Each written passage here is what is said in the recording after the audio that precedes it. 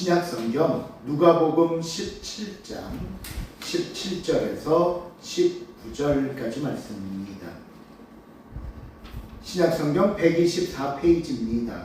누가복음 17장 17절에서 19절까지 말씀 제가 봉독해 드립니다. 예수께서 대답하여 이르시되 10사람이 다 깨끗함을 받지 아니하였느냐? 그 9은 어디 있느냐? 이 이방인 외에는 하나님께 영광을 돌리러 돌아온 자가 없느냐 하시고 그에게 이르시되 일어나 가라, 내 믿음이 너를 구원하였느니라 하시더라. 아멘.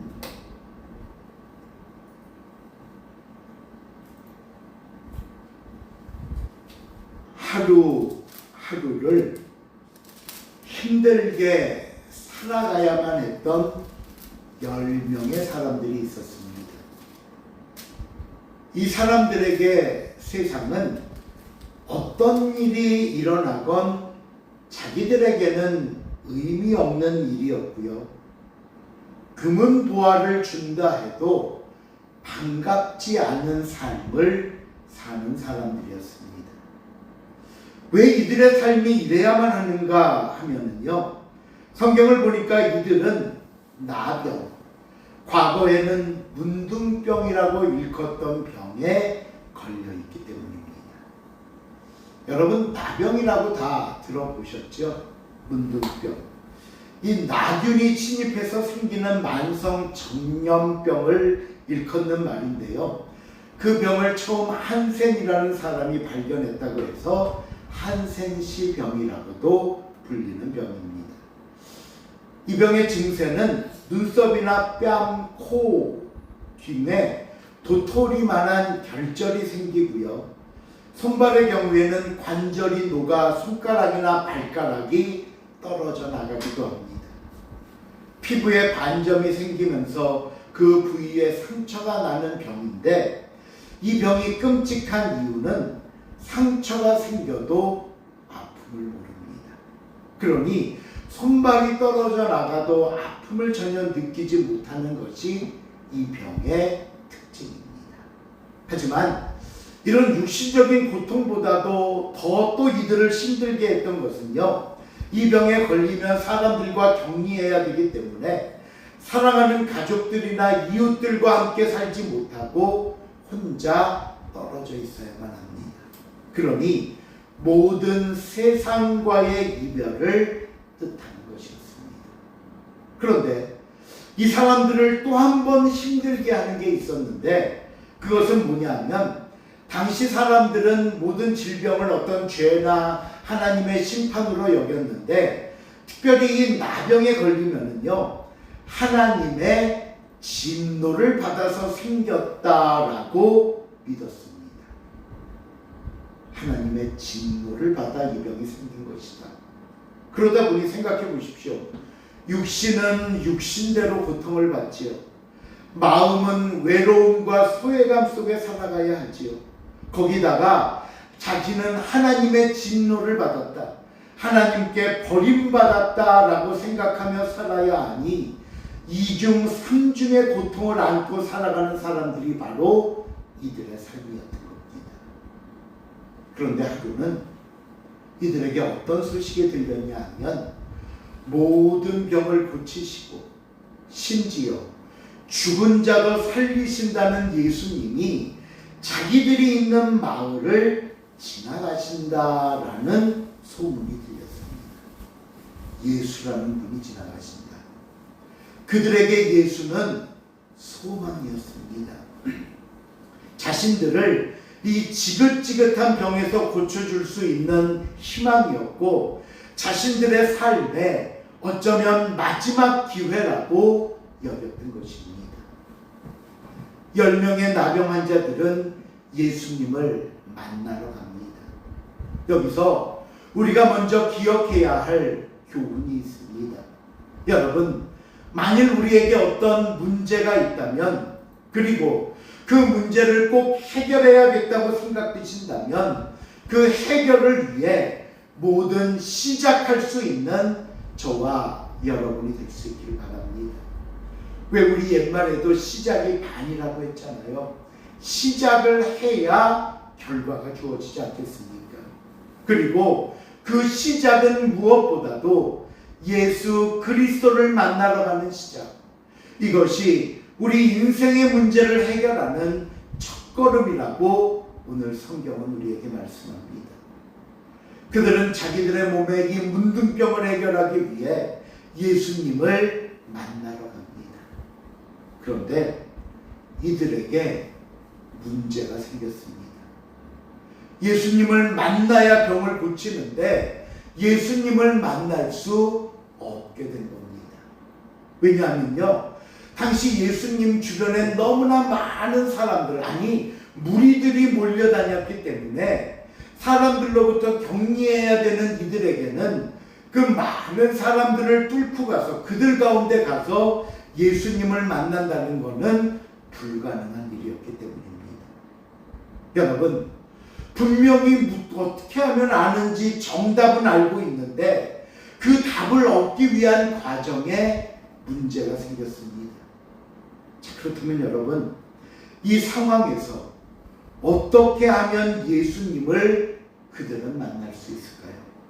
어떻게 하면? 근데 의외로요, 답은 간단합니다.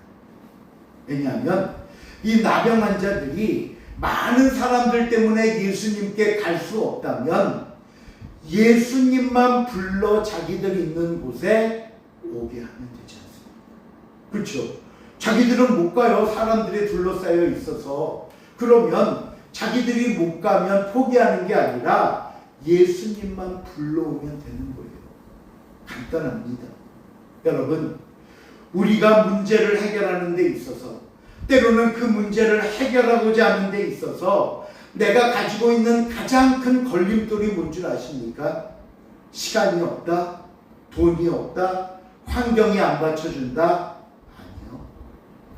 그보다 더 근본적이고 그보다 더 큰 걸림돌이 뭐냐 하면요, 내 안에 있는 온갖 부정적인 생각입니다. 부정적인. 우리는 뭔가 해보려고 그러고 하자고 그러면요, 자꾸 나에게 없는 걸 얘기합니다. 나는 안 되는 것만 떠올리면서 아유 좋은데, 그게 방법인 건 아는데, 그렇게 하면 될 줄 아는데, 근데 난 이게 없어. 난 이래서 못해. 난 저래서 안 돼. 자꾸 부정적인 생각만 앞세워서 답이 있는데도, 그 답이 뭔지 아는데도 하려고 하지를 않습니다. 아니, 못한다고 먼저 포기해버리는 겁니다. 하지만 여러분, 오늘 저와 여러분이 가지고 있는 것, 저와 여러분에게 있어서 사용할 수 있고 될 수 있고 할 수 있는 것들이 무엇인지 생각해 보십시오. 오늘 이 나병 환자들은요, 많은 사람들이 둘러싸여 있는 예수님께 자기의 병 때문에 그들을 뚫고 예수님께 갈 수 없었지만 그들에게는 뭐가 있었는 줄 아십니까? 목소리가 있었어요. 말을 할 수 있었어요. 그 목소리를 통해 예수님을 부르면 되는 겁니다. 부르면. 10명의 나병 환자들은요, 소리 높여 예수님을 부릅니다. 성경에 보니까 뭐라고 했냐면요, 예수 선생님이요, 예수 선생님이요, 우리를 불쌍히 여기소서. 우리를 불쌍히 여기소서. 아마 예수님 주변에 있던 어떤 사람들보다 간절한 마음으로 그들은 예수님을 불렀을 것입니다. 갈 수 없으니 예수님을 부르잖아요. 그렇죠? 그러자 어떤 일이 일어났는지 볼까요? 오늘 본문 14절을 보시면 그들의 외침에 예수님의 반응이 나오는데 이런 말씀이 나옵니다. 보시고 이르시되. 보시고 이르시되. 예수님은 그들의 음성을 들으셨습니다. 아니, 단지 들은 것으로 끝나는 것이 아니라 그들을 바라보셨습니다. 그리고는 지금 이 사람들이 왜 나를 이렇게 애타게 부르고 있는지, 왜 나를 오라고 하고 있는지 그들의 처지와 그들의 형편과 그들이 가지고 있는 모든 상황들을 아시고는 뭐라고 말씀하셨냐면요, 이어지는 말씀을 보니까 가서 제사장들에게 너희 몸을 보여라 라고 말씀합니다. 제사장에게 가서 너희 몸을 보여라. 보세요. 그들은 병을 고쳐달라고 했는데, 오셔서 내 병을 좀 고쳐주십시오 했는데, 왜 예수님은 뜬금없이 제사장에게 가서 몸을 보이라고 말씀을 하셨는가? 그 이유는요, 레위기 14장으로 가시면 당시 나병 환자에 대한 규례가 기록되어 있는데, 뭐라고 기록되어 있냐면 이렇게 되어 있습니다. 나병 환자가 병을 앓다가 고쳐져서 깨끗하게 되면 제사장에게 찾아가 몸을 보여야 합니다. 그러면 제사장은 이 나병 환자를 진찰한 후에 정말 다 나았구나 라고 판단이 되면 하나님께 이 병이 다 나았음에 대한 제사를 드림으로 더 이상 이는 나병 환자가 아님을 모든 사람 앞에서 선포하고 증명해 줬던 겁니다. 그러니까 오늘 같으면 의사에게 가서 완치 판결을 받겠지만 당신은 제사장이 그걸 판결해 준 거예요. 자, 그렇다면 여러분, 제사장에게 가서 너희 몸을 보여라 말씀하신 것은 병이 나았다는 거예요? 안 나았다는 거예요? 나았다는 겁니다. 나았으니 가서 보이고 이제 정상적인 생활을 하라는 거잖아요. 그들의 소망대로, 그들의 간구와 그들의 외침대로 예수님은 병을 고쳐주셨습니다. 여러분, 이것이 예수님을 만나는 사람의 축복이고 자기 안에 있는 그 긍정적인 것들로 시작하고 움직이는 사람들이 받는 은혜라는 사실을 잊지 마시길 바랍니다. 더군다나 이 10명의 나병 환자들에게 우리가 놀라운 모습을 하나 또 발견하게 되는데, 그게 뭐냐 하면 믿음입니다. 이들이 믿음이 있었다는 거예요. 보면 예수님이 그들에게 제사장에게 가서 너희 몸을 보여라 말씀하시고 나서 14절 하반절에 보니까 이런 말씀이 나옵니다. 우리 읽어볼까요? 이 앞에 보고 시작. 가다가 깨끗함을 받은지라. 예, 어떻게 하다가 깨끗함을 받았다고요? 가다가 깨끗함을 받았다. 가다가. 이 말씀은 뭐냐면요, 예수님의 이야기를 듣고 그 자리에서 자기 병이 다 나은 걸 확인하고 제사장에게 보이러 간 것이 아니라 비록 아직 병은 그대로 있지만 누구의 말씀을 믿고? 예수님의 말씀을 믿고 제사장에게 가는 도중에 병이 나았다는 겁니다. 그러니 지금 자신의 몸은 나은 것이 없이 그대로입니다. 예수님이 말씀했지만 여전히 나는 나병 상태입니다. 지금 이 몸으로 예수님 말을 믿고 제사장에게 간다는 건 때로는 어리석고 부질없는 행동처럼 보이기도 합니다. 왜요? 낫질 않았는데, 아무리 예수님이 말씀하셨지만 그대로인데, 하지만 이들은요 소망을 가지고 갔습니다. 예수님의 말씀을 믿고 그 믿음대로 순종하며 제사장에게 가던 도중에 깨끗함을 받은지라. 여러분, 이보다 더 귀하고 값진 믿음이 어디 있습니까? 오늘 이 말씀을 통해 우리가 기억해야 할 또 한 가지 교훈은요, 우리가 가지고 있는 이 모든 문제를 해결하는 열쇠는 무엇이다? 믿음입니다. 믿음입니다. 내가 얼마나 주님의 말씀을 신뢰하는지, 내가 얼마나 그 말씀에 순종하며 살고 있는지, 바로 이 믿음에 달렸다는 것을 우리에게 가르쳐주는 말씀입니다.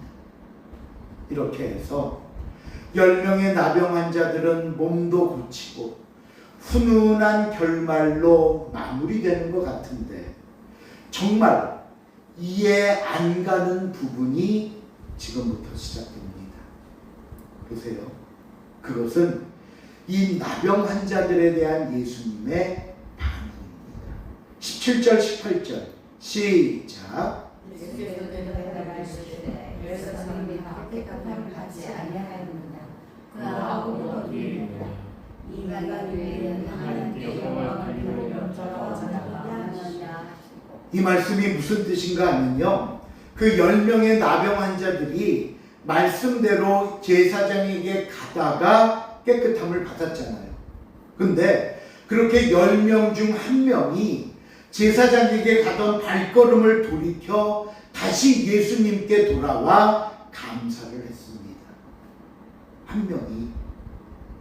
돌아온 한 명의 행동이야. 본인의 마음이니까 잘했네, 대단하네, 칭찬받을 수 있고 얘기할 수 있는데, 문제는 예수님이 이 한 명을 보시더니 뭐라고 얘기를 하냐면요, 왜 나머지 9명은 안 오냐는 겁니다. 그 9명은 어디 있느냐. 그 오지 않은 9명을 책망하신 거예요. 책망. 여러분, 이런 예수님의 행동을 어떻게 이해하시겠습니까? 아니, 언제 예수님이 그들에게 다시 돌아와 라고 말한 적 있습니까? 없어요. 또 아니면 예수님 앞에서 몸이 깨끗하게 됐는데 그들이 그 앞에 있는 예수님께 감사도 안 하고 출발한 겁니까? 아니요. 그것도 아니에요. 그들은 오히려 가서 보이라는 말에 순종해서 길을 떠났고요, 예수님이 계시던 자리를 떠나가다가 깨끗함을 받은 겁니다. 그런데 아니, 이제 와서 갑자기 안 온다고 책망을 하시니 우리는 이 예수님을 보면서 예수님이 뭘 잘못 생각하고 계시나? 아니면 오라고 했다고 뭔가 착각을 하고 계시나? 라는 생각이 들 정도라는 겁니다. 그런데 이 시간 사랑하는 성도 여러분, 오늘 성경이 정말 우리에게 말씀하려고 하는 것이 여기 있습니다. 여러분, 이제 우리의 초점을 그 돌아온 한 명의 나병 환자에게 한번 맞춰보시기 바랍니다. 이 사람은요, 이제 병이 다 나았으니 더 이상 가족들, 이웃들과 헤어져 살지 않아도 됩니다. 가족들에게 돌아가면 돼요. 또 하나님의 진노와 하나님의 저주를 받은 자라고 조롱과 멸시를 받을 필요도 없어졌습니다. 제사장에게 가서 자기 몸만 보이면 그동안 겪었던 수모와 모든 고통이 다 끝나는 순간입니다. 그러기에 그 본문 15절에 보시면요, 가다가 깨끗함을 받더니 자기 몸이 다 나은 것을 보고 너무나 기쁜 나머지 큰 소리로 하나님께 영광을 돌렸다라고 말합니다. 분명히 기쁜 일이에요. 이제 고생 끝, 행복 시작입니다. 그런데 이 병자가 그렇게 기쁘고 감사하고 즐거워하고 바삐 달려가던 그 발걸음을 돌이켜 예수님께 왔습니다. 무엇이 이 사람의 발걸음을 되돌리게 했을까요? 무엇이? 예수님에 대한 감사입니다. 감사. 지금 내가 가서 예수님을 뵙지 못하면 아마 평생 다시는 예수님을 만나지 못할 수도 있습니다. 왜? 그저 우리 마을을 지나가시는 길에 뵈었기 때문에. 그렇다면 나는 예수님께 이 큰 은혜를 입고도 큰 축복과 응답을 받고도 감사 한번 드리지 못하는 사람이 될 거라는 생각이 그의 발걸음을 되돌렸던 겁니다. 그리고 예수님께 다시 와 발 아래 엎드려 감사했습니다. 여러분, 나병 환자가 무슨 가진 돈이 있고 무슨 재물이 있고 재산이 있어 많은 물질을 드렸겠습니까? 아니요. 세상적으로 감나가는 것 없어 아무것도 드리지 못했어도 오직 하나, 감사의 그 마음만은 풍성하게 예수님께 드렸던 겁니다. 우리는 오늘 이 말씀을 통해 저와 여러분의 감사의 삶을 한번 돌이켜볼 수 있기를 바랍니다. 여러분, 우리도 어쩌면 이 9명의 나병 환자들처럼 문제가 있으면, 기도 제목이 있으면 그 문제를 해결하기 위해 매일 하나님 앞에 달려 나올 수 있을 겁니다. 간절하게 부르짖을 수도 있을 것이고요. 하나님 앞에 외치며 기도할 수도 있을 것입니다. 또 우리 앞에 어떤 역경과 고난이 있다 할지라도 기도하며 물리칠 믿음도 있을 수 있습니다. 그런데 정말 우리가 잊어버리고 있는 게 뭔 줄 아십니까? 정말 우리가 실수하고 있는 게 뭔 줄 아십니까? 하나님께 어떤 내 문제를 놓고 부르짖는 기도와 간구의 목소리는 크지만, 간절하지만 감사의 목소리는 작다는 겁니다. 하나님의 은혜라 말하고 기적을 체험했다 말하는 사람은 많아도 그 기적 같은 은혜로 인해 진정 감사하는 사람은 없다는 겁니다. 큰 소리로 기도하는 것, 간절히 기도하면 기적은 이루어집니다. 일어납니다. 그러나 더 큰 목소리로 감사하면 우리의 상상을 넘어선 더 큰 기적을 이루어낸다는 사실을 여러분 잊지 마시기 바랍니다. 오늘 본문 마지막 19절에 보니까 그 돌아온 한 명의 나병 환자에게 예수님이 이런 말씀을 합니다. 읽어볼까요? 그에게 시작.